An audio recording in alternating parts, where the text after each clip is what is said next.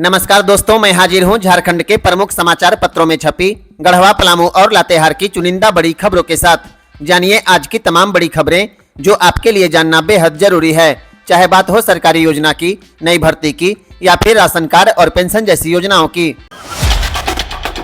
झारखंड से एक बड़ी खबर सामने आई है। चुनाव आयोग झारखंड में मतदाता सूची के विशेष गहन पुनरीक्षण यानी SIR की तैयारियों में जुट गया है। 1 जुलाई 1987 से पहले जन्मे मतदाताओं को अपनी जन्मतिथि या जन्म स्थान की सत्यता के लिए केवल अपना एक वैध दस्तावेज देना होगा। यदि वर्ष 2003 की मतदाता सूची में उनका नाम है तो BLO द्वारा इसका विवरण एन्यूमरेशन फॉर्म के साथ उपलब्ध कराया जाएगा।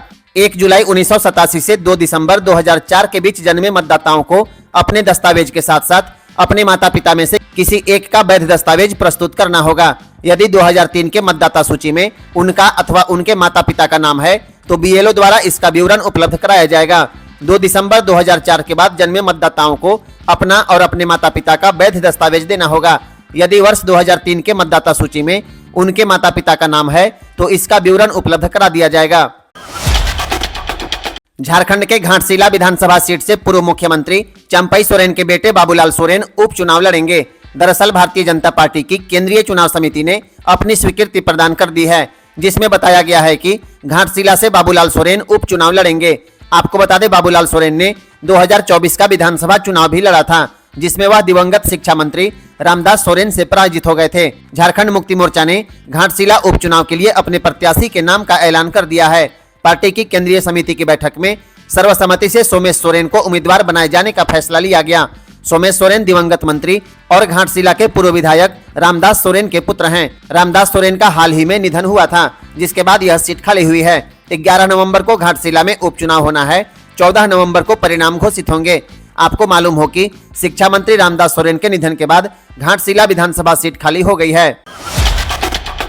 झारखंड से एक और बड़ी खबर सामने आई है, जिसे आम लोगों को जानना जरूरी है। झारखंड सरकार ने वर्ष 2027 में होने वाली जनगणना के लिए राज्य स्तरीय जनगणना समिति का गठन कर दिया है।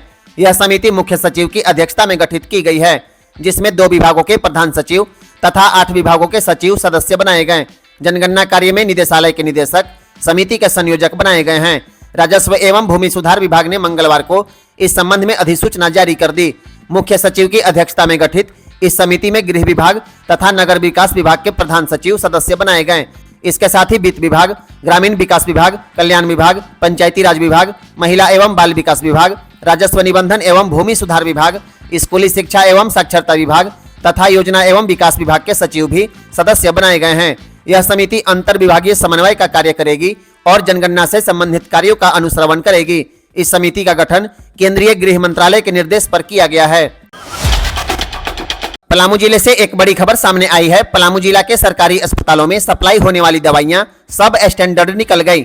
शुगर और एंटीबायोटिक के टैबलेट भी मानक के अनुसार नहीं हैं। पिछले 6 महीने में दूसरी बार सरकारी अस्पतालों में सप्लाई होने वाली दवा सब स्टैंडर्ड पाई गई हैं। 8 अक्टूबर को इस संबंध में CS को रिपोर्ट भेजी गई है। आपको बता दें, CS डॉक्टर अनिल श्रीवास्तव ने बताया है कि मेटफॉर्मिन और एमोथ्रोमाइसिन नामक दवाओं को भी वापस भेजने की प्रक्रिया शुरू कर दी गई है। उन्होंने बताया है कि 88 में से 34 बैच की दवा की रिपोर्ट आ गई है, जिसमें से 20 बैच की दवा निम्न स्तरीय है, जो मरीजों को नहीं दिया जाना चाहिए। इसके खाने से बीमारी ठीक नहीं होगी। इससे पहले लैब की जांच से पता चला था कि कैल्शियम की गोलियां निर्धारित समय से घुलती नहीं हैं। अब भी 54 बैच की दवाओं की रिपोर्ट आना बाकी है। पलामू में 5 माह पहले सरकारी अस्पतालों में निम्न गुणवत्ता की दवा सप्लाई का मामला सामने आया था।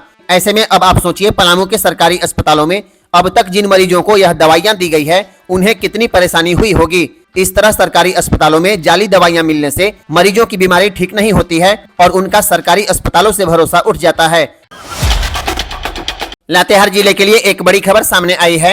लातेहार जिले के 8 बालू घाटों की नीलामी प्रक्रिया मंगलवार को संपन्न हो गई। अनुसंधान क्रोमोट्रेड प्राइवेट लिमिटेड कोलकाता ने सबसे ऊंची बोली लगाकर बालू घाटों का ठेका अपने नाम कर लिया।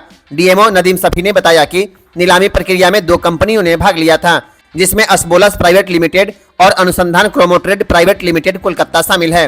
आपको बता दें, अनुसंधान क्रोमोट्रेड प्राइवेट लिमिटेड कोलकाता ने सबसे अधिक राशि 8,68,50,000 रुपए की सर्वोच्च बोली लगाकर यह ठेका अपने नाम कर लिया। आपको बता दें, कोलकाता की कंपनी लातेहार जिले के लातेहार, तापाखास, तुबेद, दुरुआ, बाजकुम, राजहर और चंदवा के मरमर, मालहान बालू घाटों से बालू का उठाव करेगी। ऐसे में बहुत जल्द लातेहार के लोगों को बालू की समस्या से निजात मिल जाएगा और आम लोगों को सस्ते दर पर बालू मिलेगा। वीडियो को अंत तक जरूर देखें ताकि कोई जरूरी सूचना छूट न जाए। वीडियो अच्छा लगे तो लाइक, कमेंट और शेयर करें और चैनल को सब्सक्राइब जरूर करें। कमेंट बॉक्स में जरूर बताएं आप किस जिले से इस वीडियो को देख रहे हैं और वीडियो आपको कैसा लगा। पलामू जिले से एक और बड़ी खबर सामने आई है। आज के दौर में ऐसे कार्यों की सराहना की जानी चाहिए। आपको बता दें, पड़वा प्रखंड के बटसारा उत्क्रमित मध्य विद्यालय के प्रभारी प्राचार्य अरुण तिवारी हैं। स्कूल समय से 1 घंटा पहले विद्यालय में जाकर 8वीं के छात्रों को पढ़ाते हैं। आपको बता दें, इसी कारण इस विद्यालय के प्राचार्य अरुण तिवारी इन दिनों चर्चा में हैं। आपको बता दें, रोजाना समय से 1 घंटा पहले विद्यालय पहुंचते हैं और बच्चों को पढ़ाते हैं। वह ऐसा इसलिए करते हैं कि वह स्कूल के प्रभारी हेडमास्टर हैं, इसलिए उन्हें विभागीय बैठकों में जाना पड़ जाता है। ऐसे में बच्चों की पढ़ाई बाधित न हो, इसलिए उन्होंने ऐसा उपाय किया है कि बच्चों की पढ़ाई भी न छूटे और हेडमास्टर का काम भी प्रभावित न हो। आपको बता दें, हेडमास्टर के इस पहल पर छात्रों के साथ उनके अभिभावकों ने भी सहमति जताई और अपने बच्चों को सुबह 8 बजे स्कूल भेजने पर राजी हो गए। झारखंड से एक और बड़ी खबर सामने आई है। झारखंड की बाजार समितियों के पास पैसों की कमी नहीं है। बाजार समिति के पास करीब 306 करोड़ रुपए का फिक्स डिपॉजिट है। इसके अलावा करीब 33 करोड़ रुपए सेविंग अकाउंट में पड़े हुए हैं। झारखंड राज्य विपणन परिषद के खाते में भी करीब 45 करोड़ रुपए जमा है। इस तरह करीब पूरे झारखंड में 387 करोड़ रुपए बाजार समिति के पास है। इसके बावजूद राज्य की लगभग सभी बाजार समितियों की मंडियां बदहाल है। कई मंडियों की दुकानें, कार्यालय और आवासीय परिसरों की स्थिति पूरी तरह से बदहाल है। आपको बता दें, गढ़वा जिले के बाजार समिति के पास 5 करोड़ 6 लाख रुपए पड़ा हुआ है और डाल्टनगंज बाजार समिति के पास 51 लाख रुपए पड़ा हुआ है। इसके बावजूद बाजार समितियों की मंडियां बदहाल है। झारखंड में राशन कार्ड को लेकर एक बड़ी खबर सामने आई है। राशन पाने के लिए झारखंड के 1,13,000 गरीबों ने अपना ठिकाना बदल लिया। राज्य के 1,13,138 गरीब परिवारों ने अपने राशन कार्ड की पोर्टेबिलिटी करा ली। इसमें एक जिले के अंदर पोर्टेबिलिटी कराने वाले परिवारों की संख्या 1,08,983 और दूसरे जिले में पोर्टेबिलिटी कराने वालों की संख्या 4,155 है। अब वे संबंधित जिले में डीलर के पास जाकर राशन प्राप्त कर सकते हैं। यह बदलाव one nation one ration card योजना की वजह से संभव हो पाया है। इससे पलायन करने वाले मजदूरों और अन्य जरूरतमंदों को बड़ी राहत मिली है।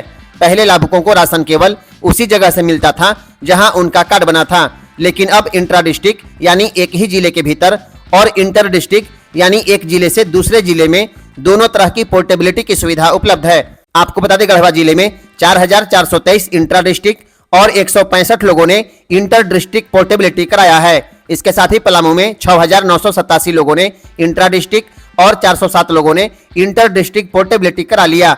इसी तरह लातेहार जिले में 3,967 लोगों ने इंट्रा डिस्ट्रिक्ट और 93 लोगों ने इंटर डिस्ट्रिक्ट पोर्टेबिलिटी अपने राशन कार्ड का करा लिया है। लातेहार के लिए एक बड़ी खुशखबरी है। रांची सदर अस्पताल समेत 5 जिलों में 10 बेड की आईसीयू तैयार हो गई है और इसी माह इसका उद्घाटन होगा। आपको बता दें, 5 जिलों में मेडिकल कॉलेज के सपोर्ट से गंभीर रोगियों को गुणवत्तापूर्ण इलाज मिलेगा। रिम्स के एक्सपर्ट इसकी मॉनिटरिंग करेंगे। आपको बता दें, राज्य के सबसे बड़े मेडिकल कॉलेज रिम्स के एक्सपर्ट डॉक्टर अब जिलों के गंभीर मरीजों का ऑनलाइन इलाज करेंगे। यह सुविधा उनके अपने जिले के सदर अस्पताल में बनाई गई आईसीयू में मिलेगी। प्रत्यक्ष रूप से इलाज तो उस हॉस्पिटल में तैनात डॉक्टर ही करेंगे, लेकिन रिम्स के एक्सपर्ट उन भर्ती मरीजों की minute to minute online monitoring भी करेंगे। देश के चुनिंदा जिलों में लागू 10 बेड आईसीयू सेवा इसी माह के अंत तक झारखंड के भी 5 जिलों में शुरू करने की तैयारी है। इनमें रांची, चतरा, खूंटी, गुमला और लातेहार जिला शामिल है। 31 अक्टूबर को रांची से सीएम हेमंत सोरेन इसका उद्घाटन कर सकते हैं। आपको बता दें, 10 बेड आईसीयू योजना की खास बात यह है कि उन जिलों में मरीज भर्ती भले सदर अस्पताल में रहेंगे, लेकिन उनके पल्स, बीपी से लेकर हाई रेस्पिरेटरी रेट आदि की मॉनिटरिंग सीधे रिम्स के विशेषज्ञ चिकित्सक करेंगे। हर बारीकी पर रिम्स के डॉक्टर संबंधित जिले के चिकित्सक को परामर्श देंगे। पूरी प्रक्रिया ऑनलाइन होगी। इसका पूरा सेटअप 5 जिलों के सदर अस्पताल और रिम्स में तैयार किया जा चुका है।